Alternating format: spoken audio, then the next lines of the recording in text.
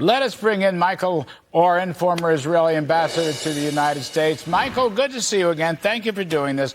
So you told our beloved John Roberts about maybe the Israelis should go into Lebanon, go get Hezbollah first.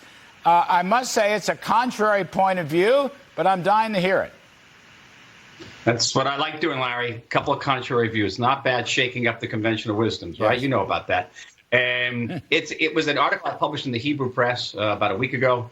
If you want to read the English translation, it's available on my Substack called Clarity. And it says the following, all right? Hamas is trapped. Hamas is not going anywhere. We can continue hitting Hamas from the air, from the ground, from the sea, digging them deeper underground, and leave them for a later stage. Hezbollah has 15 times as many rockets as Hamas has. There's 150,000 rockets, Larry. Many of them are accurate, long-range, bigger payloads in these rockets. Hezbollah has unlimited supply lines, unlimited maneuverability, and Hamas has a trained group of terrorists, which is actually larger than Hamas's group. And these terrorists have been killing hundreds of thousands of Syrians for the last 10 years. So they're very adept at murder. And they will do to our population every amount of atrocities that Hamas did to our population in the south. We are at maximum mobilization. The IDF has called up 360,000 reservists. In addition to a standing army of about 125,000. That's about the size of the army that went into Iraq with the coalition in 2003. We may never get at this level again. We've got two U.S. aircraft carriers and fighter groups off the coast of Lebanon. And Hezbollah has masked this arsenal to use it. It's going to use it at the time of its choosing.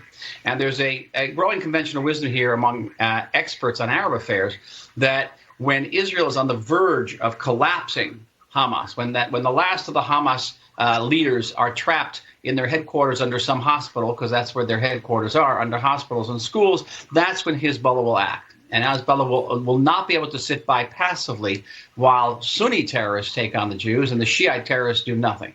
They will have no legitimacy after that. And that's so the question is, do we wait for them to fire first? Or do we take the initiative? Now, again, there's a counter-argument. The counter-argument is that by smashing Hamas, we may deter Hezbollah.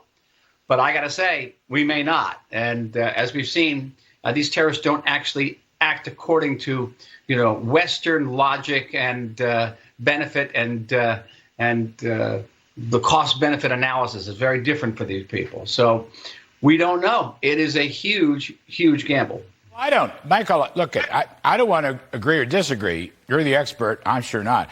The only question I have is, are you convinced if the IDF stays at Gaza in the south, goes after them on the ground and so forth and so on, do you think Hezbollah, do you think Iran, which is what we're really asking, but Iran and Hezbollah want a full-scale Hezbollah invasion of Israel? Do you think that's what they want?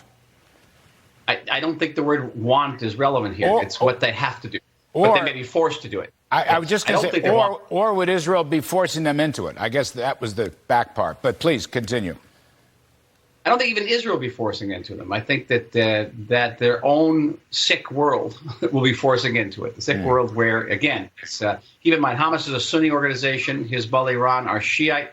And it's about the dominance of the Muslim world. All right. And you cannot dominate the Muslim world if Sunnis are doing all the fighting for the return of the caliphate, and the Shiites are not doing anything. That could force them into a battle. And that's just not my opinion. It's the opinion of a growing number of experts on our affairs here.